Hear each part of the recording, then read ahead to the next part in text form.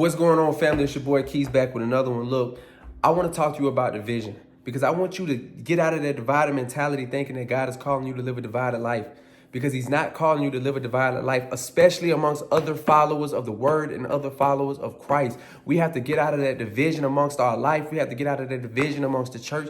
We have to stop living in a divided mentality, because what's happening is this: when you begin to live with a divided mentality, a divided spirit, and thinking God is calling you to live in division amongst other followers of the word and other followers of Christ, what's happening is now you're creating isolation within your life, and isolation is not good. Because when you begin to live your life in isolation, what's happening is now you're pulling back away from everybody.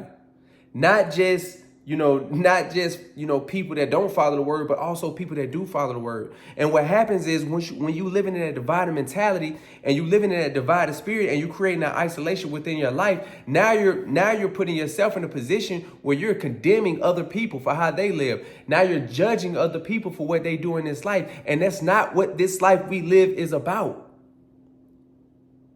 We don't live our lives as Christians as disciples of the word by judging other people, by condemning other people for the things that they do. I understand you may not do these things. I understand that. But we have no right to cast judgment upon anybody. Before we cast judgment on anybody, we need to sit down and pray for this person. We need to sit down and think of ways, to ask God to show love to this person. He's not calling us to live divided lives amongst each other. That's not what he's calling us to do. He's not. And if you need me, matter of fact, I got a reference for you, because I want to really bring this to life in people's lives right now. And I really want you to think about this. We have to get out of that divided mentality. We have to get out of thinking that God is calling us to live a divided life. Yes, okay, we have to set boundaries in our lives. And what those boundaries do, we're setting limitations of what we're willing to deal with and what we're not willing to deal with.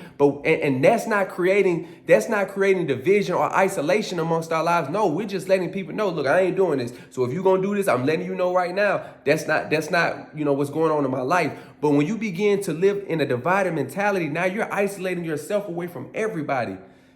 It's like you're putting yourself on a private island where nobody can get to. And I want you to understand, you need people within your life. You can't shut yourself out from everybody. No matter who has told you this, no matter who has told you that. I understand we've lived different lives and we all face different circumstances in this life. And some of the things that we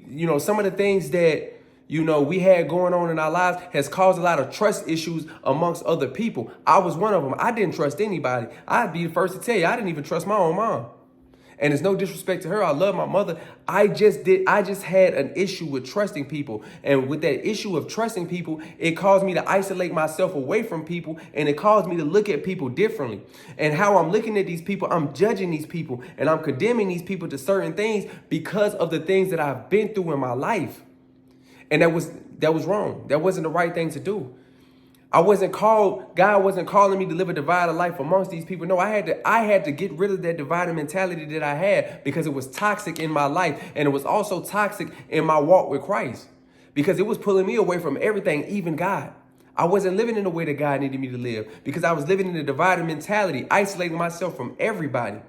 Right? So when we're looking at, when we're talking about division, I'm looking at the book of Ephesians chapter 2, right? And it talks about the temple for the Lord.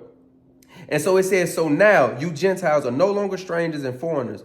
You are citizens along with all of God's holy people. You are members of God's family. Together we are a house built on the foundations of the apostles and the prophets. And the cornerstone is Christ Jesus himself. We are carefully joined together, becoming a holy temple for the Lord. God is calling us into oneness. He took two different groups. He took the group of the Gentiles and he took the group of the Jews, and he made them one through the crucifixion of Jesus. Because it is through the crucifixion of Jesus that we have unification amongst each other. It is through the crucifixion of Jesus that we have unification with God. It is through the shedding of Jesus' blood on the cross that God purchased our freedom, forgave our sins, removed all of that judgment from other people. Through the crucifixion of Christ. And it is through the crucifixion of Christ, him taking his body to the cross, that he has joined two different groups.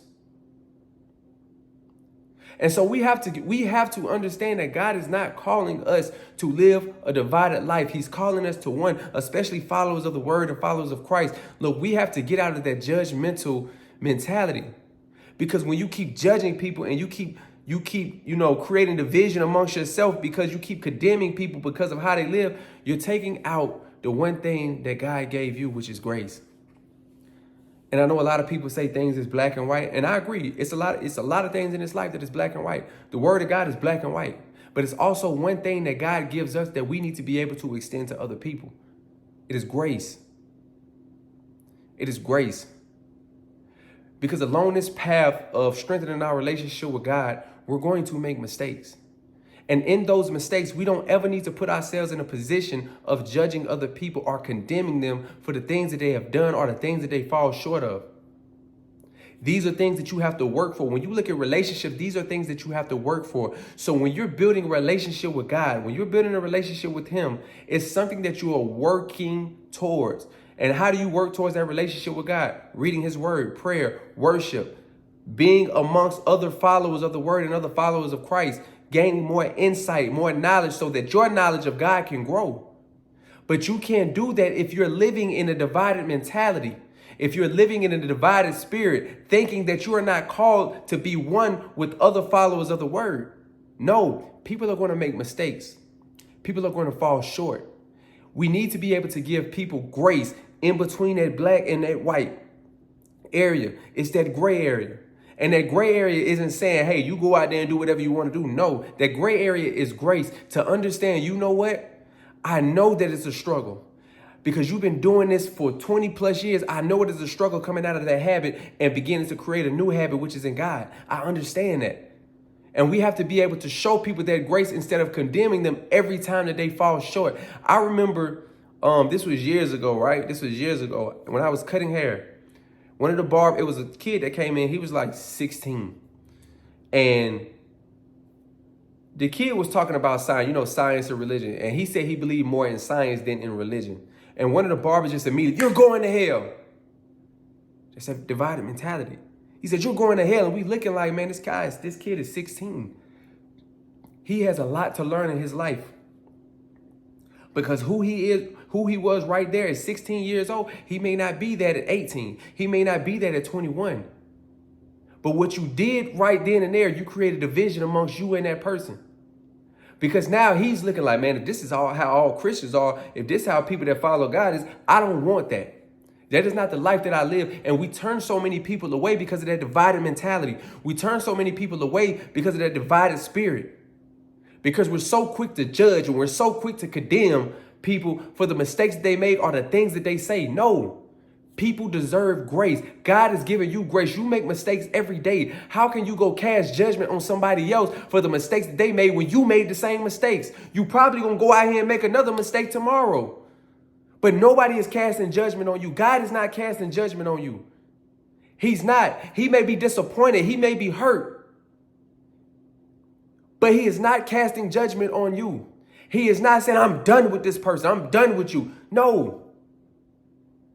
He is giving you grace. And then on top of that, He's going to send people to help you. You have to understand that God is not calling us to live divided lives. He's calling us to be in unification with each other.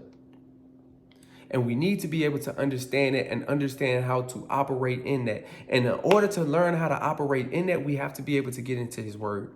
We have to understand His word. Because just as the book of Romans say, it says this.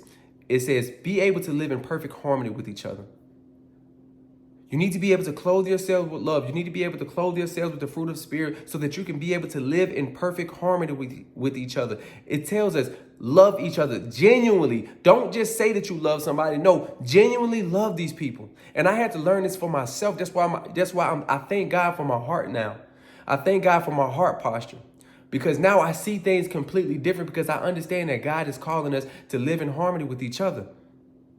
But granted, you still have to be able to set your boundaries. And I don't want to contradict anything. I just want people to understand that, look, division is a no-no. Setting boundaries is a must. We need to be able to set boundaries. Even Jesus had his own boundaries. You need to be able to set boundaries in your life because those boundaries are the limitations of what you're willing to deal with and what you're not willing to deal with. You understand? So we need to be able to set boundaries in our lives because we don't need to put up with everything. You understand me? We don't. We don't need to put up with everything.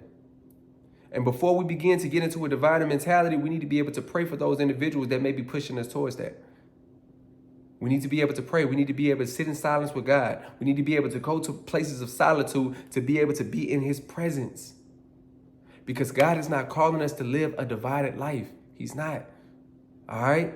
So I hope that was helpful to people. And like I said, I don't mean to stir the pot. I just want people to understand we have to get rid of the divided mentality because that is not what God is calling us to.